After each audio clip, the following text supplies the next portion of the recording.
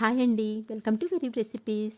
Friends, ఈరోజు ఎంతో టేస్టీగా అప్పటికప్పుడు చాలా ఈజీగా ప్రిపేర్ చేసుకునే గోధుమ పిండితో స్వీట్ దోశల్ని చూపించబోతున్నాను. చాలా టేస్టీగా ఉంటాయి.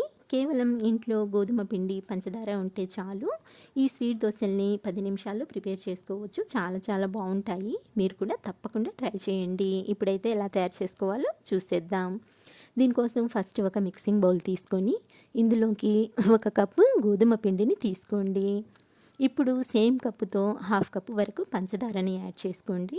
ఫ్రెండ్స్, నేను ఇక్కడ 1/2 కప్పు పంచదార వేస్తున్నాను. 1 కప్పు గోధుమ పిండికి 1/2 కప్పు పంచదార అయితే స్వీట్నెస్ కరెక్ట్గా సరిపోతుంది. ఇప్పుడు మనం ఫస్ట్ ఈ పంచదార అలాగే ఈ గోధుమ పిండి బాగా కలిసేలా ఇలా విస్కర్తో కలుపుకుందాము. ఇలా మనం ఫస్ట్ కలుపుకున్నట్లయితే మనం ఈ పిండి కలుపుకున్నప్పుడు ఉండలు కట్టకుండా చాలా ఈజీగా కలిసిపోతుందండి పిండి. ఈ విధంగా చక్కగా కలుపుకున్న తర్వాత ఇందులో కొద్ది కొద్దిగా వాటర్ని యాడ్ చేసుకుంటూ ఈ పిండిని కలుపుకోవాలి. ఒకేసారి వాటర్ ఎక్కువగా వేయొద్దండి, జస్ట్ కొద్ది కొద్దిగా యాడ్ చేసుకుంటూ కలుపుకోండి. అలాగే నేను ఇక్కడైతే విస్కర్తో కలుపుతున్నానండి. మీరు కావాలనుకుంటే గరిటెతో అయినా సరే కలుపుకోవచ్చు. ఇలా మనము ఒక 3-4 నిమిషాల వరకు ఈ పిండిని కలుపుకున్నట్లయితే ఇందులోని పంచదార పూర్తిగా కరిగిపోతుందండి. ఇక్కడ చూస్తున్నారు కదండి, పంచదార అనేది మనకు చక్కగా కరిగిపోయింది. అలాగే బ్యాటర్ కూడా సాఫ్ట్గా రెడీ అయిపోయిందన్నమాట. మనకు కన్సిస్టెన్సీ అయితే ఈ విధంగా ఉండాలండి. ఇంకొకసారి చూపిస్తాను చూడండి. ఇలా మనకు దోశల కోసం కన్సిస్టెన్సీ ఈ విధంగా ఉండాలన్నమాట. థిక్గా ఉండకూడదు, అలాగే పల్చగా కూడా ఉండకూడదండి. పల్చగా ఉన్నట్లయితే దోశ పెనానికి అంటుకుపోతుంది. అలాగే థిక్గా ఉన్న దోశలు కొంచెం గట్టిగా వచ్చేస్తాయి. ఇది పర్ఫెక్ట్ కన్సిస్టెన్సీ అండి దోశల కోసం. ఇలా కలుపుకున్న ఈ పిండిని మనము రెడీగా పక్కన పెట్టుకొని స్టవ్ ఆన్ చేసుకొని ప్యాన్ పెట్టుకొని ఈ ప్యాన్కి కొద్దిగా నెయ్యిని వేసి అప్లై చేసుకోవాలి. ఇలా నెయ్యి అప్లై చేసుకున్న తర్వాత మనం కలిపి పెట్టుకున్న ఈ బ్యాటర్లో నుంచి కొద్దిగా బ్యాటర్ని అంటే ఒక గరిటెడు అన్నమాట వేసుకొని ఇలా జస్ట్ కొంచెం లైట్గా స్ప్రెడ్ చేసుకోండి. ఎక్కువ స్ప్రెడ్ చేయొద్దండి. గ్యాస్ని అయితే లో టు మీడియం ఫ్లేమ్లోకి అడ్జస్ట్ చేసుకోండి.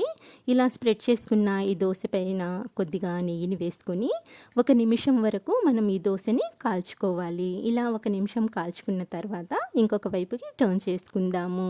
ఇలా రెండో వైపు కూడా 1 నిమిషం వరకు కాల్చుకున్నట్లయితే మనకు ఈ దోశలు ఇలా మంచి గోల్డెన్ కలర్లోకి వచ్చేస్తాయి. ఎక్కువసేపు కాల్చొద్దండి, కొంచెం గట్టిగా అయిపోతాయి అన్నమాట. ఇలా సాఫ్ట్గా ఉంటేనే ఈ దోశలు చాలా టేస్టీగా ఉంటాయి. ఇలాగే మనము మిగతా దోశల్ని కూడా ప్రిపేర్ చేసుకుందాము. ఫ్రెండ్స్, ఇక్కడ నేను నెయ్యినైతే యూస్ చేస్తున్నాను. మీరు నెయ్యి వద్దనుకుంటే, ఒకవేళ నెయ్యి ఇష్టం లేకపోయినా సరే ఆయిల్తో ప్రిపేర్ చేసుకోవచ్చు. ఆయిల్తో ప్రిపేర్ చేసుకున్న ఈ దోశలు అనేవి చాలా టేస్టీగా ఉంటాయండి, చాలా బాగుంటాయి. మనకు స్వీట్ తినాలనుకున్నప్పుడు ఎప్పుడైనా సరే జస్ట్ ఒక 10 నిమిషాల్లో అప్పటికప్పుడు ప్రిపేర్ చేసుకోవచ్చండి. చాలా టేస్టీగా ఉంటాయి.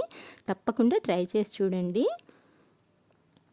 చాలా ఈజీ రెసిపీ అండి.